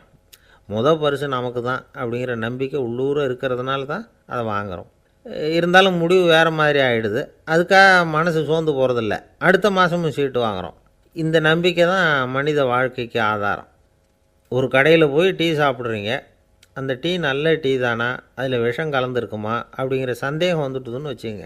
அதுக்கப்புறம் அதை எப்படி நீங்கள் சாப்பிட முடியும்? நம்பி தான் சாப்பிட்ணும். ரயில் ஒழுங்காக போய் சேருங்கிற நம்பிக்கை இருக்கிறதுனால தான் அதில் ஏறி உட்காடுறோம். லெட்டர் ஒழுங்காக போய் சேருங்கிற நம்பிக்கை இருக்கிறதுனால தான் பெட்டியில் போடுறோம். சரி, நம்ம கதையெல்லாம் நம்மளோட இருக்கட்டும். மனித நம்பிக்கை எந்த அளவுக்கு உறுதியாகவும் அறிவுபூர்வமாகவும் இருக்கணுங்கிறதுக்கு அலெக்சாண்டர் வாழ்க்கையில் நடந்த ஒரு சம்பவத்தை உதாரணமாக சொல்லலாம். இந்த உலகத்தையே ஜெயிக்கணும்னு புறப்பட்டார் அலெக்சாண்டர். ஒரு கட்டத்தில் அவர் சிட்னஸ் நதி கரைக்கு சேர்ந்தார். அந்த சமயத்தில் அவருக்கு கடுமையான நோய் வந்துட்டுது. அவர் கூடவே வந்திருந்த கிரேக்க வைத்தியர்கள் என்னென்னமோ முயற்சியெல்லாம் பண்ணி பார்த்தாங்க. இருந்தாலும் அலெக்சாண்டருக்கு வந்திருக்கிறது என்ன நோய்ங்கிறத அவங்களால கண்டுபிடிக்க முடியல. ஏன்னா அந்த பகுதியில் உள்ளவங்களுக்கு மட்டுமே அதிகமாக வரக்கூடிய ஒரு வினோதமான நோயாக இருந்தது அது. ஆனால் அவர் இருக்கிற இடம் எதிரியோட இடம், பாரசீக மன்னனோட ஆளுகைக்கு உட்பட்ட இடம். என்ன பண்ணுறது அப்படின்னு எல்லாரும் யோசனை பண்ணாங்க. பாரசீக மன்னனோட அரண்மனையில் இருக்கிற வைத்தியர் வந்தால் இந்த நோயை குணப்படுத்தி விடுவார் அப்படின்னு சொன்னாங்க. இருந்தாலும் எதிரியோட நாட்டில் இருக்கிற வைத்தியரை கூப்பிட்டு எப்படி நம்பி வைத்தியம் பார்க்க சொல்கிறது அப்படின்னு சொல்லி எல்லோரும் தயங்கினாங்க. ஆனால் அலெக்சாண்டர் தயங்கலை. பரவாயில்ல, அழைச்சிட்டு வாங்கன்னு விட்டார். உடனே அவரை போய் அழைச்சிட்டு வந்துட்டாங்க. அவர் வந்தார். அலெக்சாண்டர் உடம்பை பரிசோதனை பண்ணி பார்த்தார். சரி, இதை குணப்படுத்தி விடலாம், பயப்பட வேண்டியதில்லை. ஆனால் இதுக்கு ஒரு மூலிகை ரசம் தயார் பண்ணி கொடுக்கணும். நான் போய் அதை தயார் பண்ணிவிட்டு 2 நாளில் திரும்பி வந்துடுறேன் அப்படின்னு சொல்லிவிட்டு போனார் அந்த வைத்தியர். அதே மாதிரி 2 நாளில் திரும்பி வந்தார் மூலிகை ரசத்தோடு. இதுக்கு இடையில் அலெக்சாண்டரோட தளபதிகளில் ஒருத்தர் ரகசியமாக ஒரு எச்சரிக்கை கடிதம் கொடுத்து அனுப்பியிருக்கிறான். அதை வாங்கி என்ன விஷயம்னு பார்த்தார். இப்போ உங்ககிட்ட வந்திருக்கிற எதிரி நாட்டு வைத்தியரை நம்பாதீங்க, அவன் கொண்டுகிட்டு வந்திருக்கிற மூலிகை ரசத்தில் விஷம் கலந்துருக்குது அப்படின்னு அதில் எழுதியிருக்கு. அதை பார்த்தார் அலெக்சாண்டர். இருந்தாலும் கொஞ்சம் கூட அலட்டிக்கலை. வைத்தியர் கொடுத்த மருந்தை வாங்கி கடகடன்னு குடிச்சுட்டு அதுக்கப்புறம் அந்த கடிதத்தில் இருந்த விஷயத்தை அந்த வைத்தியர்கிட்ட சொன்னார். வைத்தியர் திகைச்சு போயிட்டார். தன் மேலே அலெக்சாண்டர் வச்சுருக்கிற நம்பிக்கையை பார்த்து அவருக்கு ரொம்ப வியப்பு. வைத்தியர் உண்மையிலேயே நல்ல மருந்து தான் கொண்டுகிட்டு கொடுத்துருக்கிறார், அதில் விஷம்லாம் எதுவும் கலக்கலை. அதுக்கப்புறம் அலெக்சாண்டர் அந்த வைத்தியரை பார்த்து சொன்னாராம், நம்பிக்கைங்கிற அச்சாணியை ஆதாரமாக வச்சுக்கிட்டு தான் இந்த உலகம் சுற்றிக்கிட்டு இருக்குது. எனக்கு எதிரியாக இருந்தாலும் பாரசீக மன்னர் ரொம்ப பெரியவர். அப்பேற்பட்ட மன்னருடைய அரண்மனை வைத்தியர் தொழில் நேர்மை இல்லாதவராக இருக்க மாட்டார். அப்படி இருந்தால் அவரை அரண்மனை வைத்தியராக வச்சிருக்கவே மாட்டாங்க அப்படின்னு நம்பினேன். என்னுடைய நம்பிக்கை வீண் போகலை அப்படின்னாராம். இதுதான் மானுட நம்பிக்கைங்கிறது. இந்த காலத்துலேயும் இது மாதிரி இந்த மானுட நம்பிக்கையை ரொம்பவும் சாமர்த்தியமாக கையாளுகிற கெட்டிக்காரங்க சில பேர் இருக்கிறாங்க. இந்த காலத்து குரு, அவருக்கு ஒரு சிஷ்யன். குரு முன்னாடி அந்த சிஷ்யன் ரொம்ப பணிவாக நின்று, குருவே, உங்கள் கையால் விஷத்தை கொடுத்தாலும் அதை வாங்கி மடமடன்னு குடிச்சிருவேன் அப்படின்னா. உன்னுடைய குரு பக்தியை மெச்சினேன் அப்படின்னார் குரு. அதுக்கு அந்த சிஷ்யன், அப்படி இல்லை குருவே, உங்கள்கிட்ட சிஷ்யனாக இருக்கிறத விட உங்கள் கையால் விஷத்தை வாங்கி குடிச்சு விட்றது ரொம்ப நல்லது, அதனால தான் அப்படி சொன்னேன் அப்படின்னா. ஒரு தீக்குச்சி தீப்பெட்டியை பார்த்து கேட்டுதான், நாம் 2 பேரும் தானே உரசிக்கிறோம், ஆனால் நான் மட்டும் தீ பிடிச்சி எரிஞ்சு போகிறேன், நீ அப்படியே இருக்கிறியே அப்படின்னு தான். அதுக்கு தீப்பெட்டி சொல்லியிருக்குது, உனக்கு தலையில் கணம் இருக்குது அதனால் அழிஞ்சு போகிற அப்படின்னு தான். எப்படி இருக்கு பாருங்கள் இந்த பதில். தலையில் கணம் உள்ளவங்க யாருமே சரியாக இருக்க முடியாது. எவ்வளவு பெரியவங்களாக இருந்தாலும் சரி, ரொம்ப கஷ்டம்தான் அது. கர்வம்ங்கிறது கூடவே கூடாது. இதை விளக்கறதுக்கு மகான் ஒருத்தர் ஒரு சம்பவத்தை சொல்கிறார். அர்ஜுனன் தீர்த்த யாத்திரை பண்ணானா.